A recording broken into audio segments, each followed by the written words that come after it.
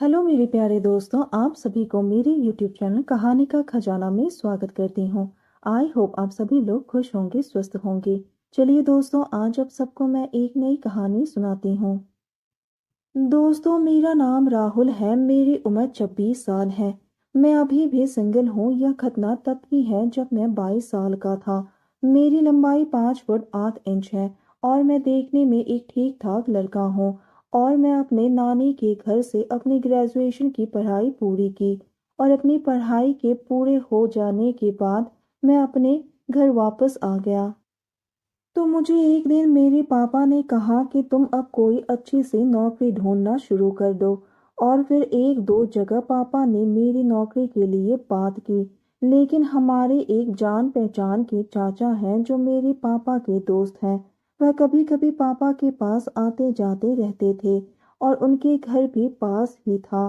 तो उन्होंने पापा से अपनी बेटी रोशनी को एमए में दाखिला दिलाने की बात की और उन्होंने पापा से मेरे लिए भी बोला। लेकिन पापा के पास चाचा जी से कम पैसे थे। उन्होंने उनसे साफ मना कर दिया। लेकिन चाचा जी ने जोर देकर बोला तो पापा मान गए और हमारे एमए में एडमिशन के फॉर्म भरवाने के लिए कहा। और चाचा को रोशनी के साथ ना जाना पड़े, इसलिए उन्होंने बोला कि तू अपनी बाइक से रोशनी को साथ ले जाना और इसका भी फॉर्म भरवा देना। दोस्तों, थोड़ा सा समय निकालकर इस कहानी को अंत तक ज़रूर सुने। दोस्तों, आप लोग चैनल को सब्सक्राइब करना भूल जाते हैं। दोस्तों, आप सबसे रिक्वेस्ट है कि चैनल को एक सब्सक्राइब करें और बेल आइकन को ज़रूर दबाएं। दोस्तों, आप लोगों की एक लाइक और सब्सक्राइब से बहुत ही मोटिवेशन मिलती है कि हम ऐसी ही कहानियाँ आप सबके समक्ष प्रस्तुत कर पाए। दोस्तों, हम बहुत ही मेहनत से कहानी लिखते हैं। आशा करती हूँ कि यह कहानी आप सबको पसंद आएगी। चलिए अब कहानी में आगे बढ़ते हैं और आपको यह कहानी सुनाते हैं। दोस्तों, मैं रोशनी को आखिरी बार स्कूल के दिनों में ही देखा था और तब वो मुझे बहुत अच्छी लगती थी। लेकिन फिर उसके बाद हमारा ज़्यादा मिलना ही नहीं हुआ, क्योंकि मैं अपनी पढ़ाई के लिए हमेशा अपनी नानी के घर पर रहता था और कभी कभी अपने घर आता था। और जब मैं ऊपर रोशनी के कमरे में उससे मिलने गया तो मैंने देखा कि वह अपनी छोटी बहन के साथ गाना चलाकर डांस कर रही थी। तो तब मैंने उसे बहुत सालों के बाद देखा और मैं उसे देखता ही रह गया। और गर्मी के कारण उसने शॉर्ट्स और टी शर्ट पहनी हुई थी। उसकी हाइट करीब 5 फुट 5 इंच थी और वह इतनी प्यारी, मासूम और सुंदर लड़की थी।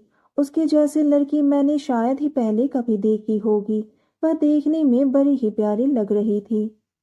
तो उसे देखकर लग रहा था कि इससे अच्छी खूबसूरत लड़की कहीं नहीं होगी। और जैसे ही दोनों बहनों की नज़र मुझ पर पड़ी तो वह एकदम से थम सी गई और मुझे पहचान कर हल्की सी मुस्कान दिखाई और फिर बोली कि नीचे हॉल में बैठ जाओ, मैं अभी कुछ देर में तैयार होकर आती हूँ। उसको तैयार होने में करीब 20 मिनट का टाइम लग गया। जब तैयार होकर आई तो वह हल्के नीली कलर की जीन्स और वाइट शर्ट पहनकर नीचे आई और मैं ना चाहते हुए मैं बार बार उसे देखने की कोशिश कर रहा था।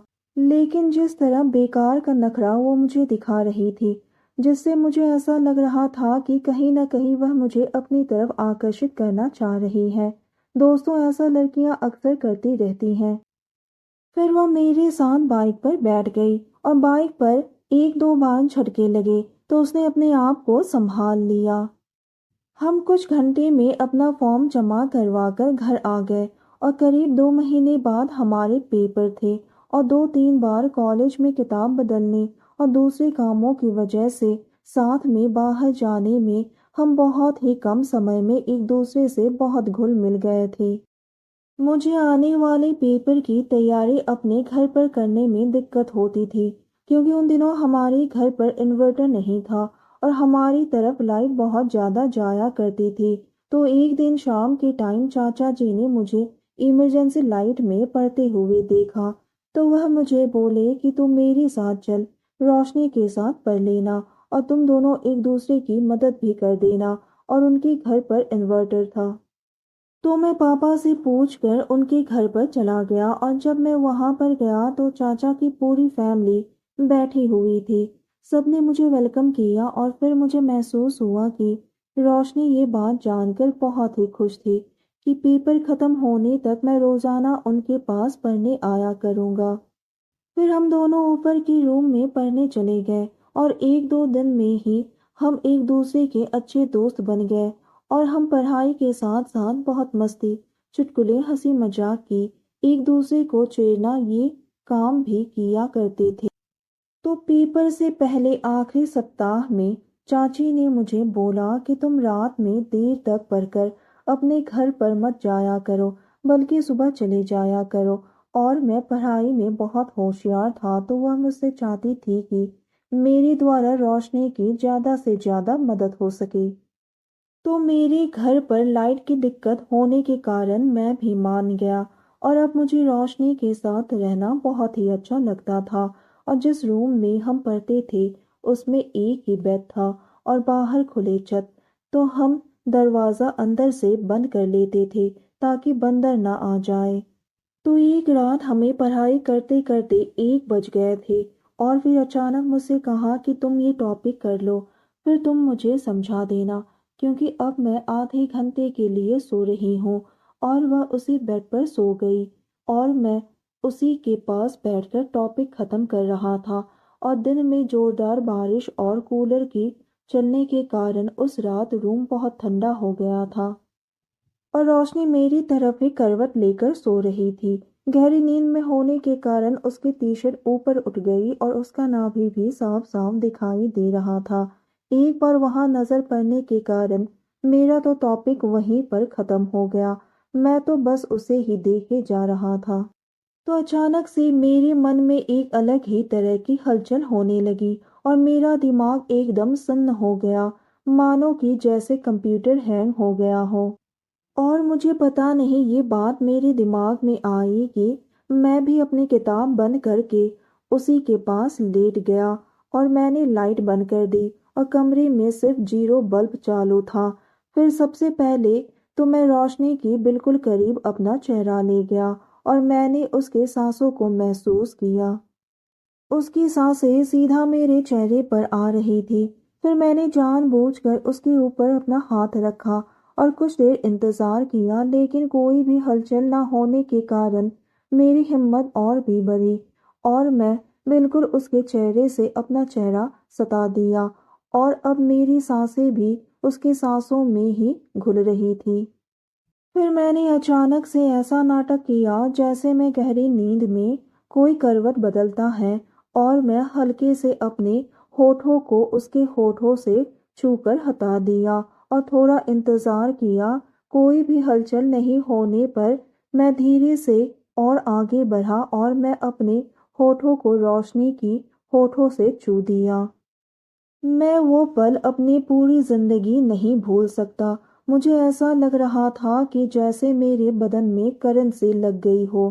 फिर 2-3 मिनट तक वैसे ही रहने पर जब रोशनी ने कोई विरोध नहीं किया, तो मेरी हिम्मत और बढ़ी और मैंने उसके होठों को किस कर लिया। लेकिन अब मैं महसूस कर रहा था कि रोशनी की सांसें बेखबर नींद वाली नहीं हैं, बल्कि वह जाग रही हैं और सिर्फ सोते रहने का नाटक कर रही हैं और शायद उसे भी मेरा करीब आना अच्छा लग रहा है। तो मैंने अपना हाथ उसके पीठ पर रख दिया। अब तो मुझे पूरा विश्वास हो गया कि वो सो नहीं रही है और अब मेरी हिम्मत बढ़ गई। मैं उसे गुदगुदाने लगा। मुझे ऐसा लगा कि जैसे उसे भी अचानक मेरी तरह करंट सा झटका लगा हो और वह करवट से हटकर एकदम सीधा लेट गई। एक बार तो मुझे ऐसा लगा कि कहीं वो सच में सो तो नहीं रही थी। मेरा हाथ अभी भी उसके पेट पर ही था और अब तक उसने और कोई विरोध भी नहीं किया था। तो मुझे पक्का यकीन हो गया कि वह जाग रही है और इस पल को महसूस कर रही है। एक बार के लिए तो उसके मुंह से खांसी निकल गई। अब तो पक्का विश्वास हो गया कि उसे सब पता चल रहा है। मैं मन ही मन सोचने लगा कि कल तक जिस सुंदर लड़की को देखकर मैं आहें भरता था, आज मैं उसके इतने करीब हूँ। अब रोशनी भी धीरे धीरे मेरा साथ देने लगी और उसे अपनी नींद का नाटक बंद करना पड़ा। इसी तरह से एक दूसरे को खुश करते हुए कब सुबह हो गई पता ही नहीं चला और वो इतलाती हुई बिना एक शब्द कहे चुपचाप नीचे चली गई। ये सब उसकी जानकारी में ही हुआ था। भले ही वो सोने का नाटक कर रही थी, लेकिन बाद में उसने भी मेरा साथ दिया। फिर भी उसने ऐसा जताने की कोशिश की जैसे वो इन सब से बिल्कुल ही बेखबर है। मुझे भी बहुत शर्म महसूस हो रही थी। मैं मन ही मन सोच रहा था, देखो तो वो कैसे अनजान बनने की नाटक कर रही है, जैसे उसे कुछ पता ही ना हो। लेकिन अब धीरे धीरे सब कुछ सामान्य है और रोशनी तो अब मेरे पास खुद ही आकर अपना कीमती समय बिताती है। तो दोस्तों, यह कहानी सुनने के बाद आप सबकी क्या राय है, हमें कमेंट करके ज़रूर बताइए और साथ ही इस वीडियो को एक लाइक करें, चैनल को एक सब्सक्राइब करें और नोटिफिकेशन बेल को भी ज़रूर दबाएं ताकि अगली अपडेट सबसे पहले आपको मिले। दोस्तों, आपकी एक लाइक और सब्सक्राइब से बहुत ही मोटिवेशन मिलती है कि हम ऐसे ही कहानियाँ आप सबके समक्ष प्रस्तुत कर पाएँ।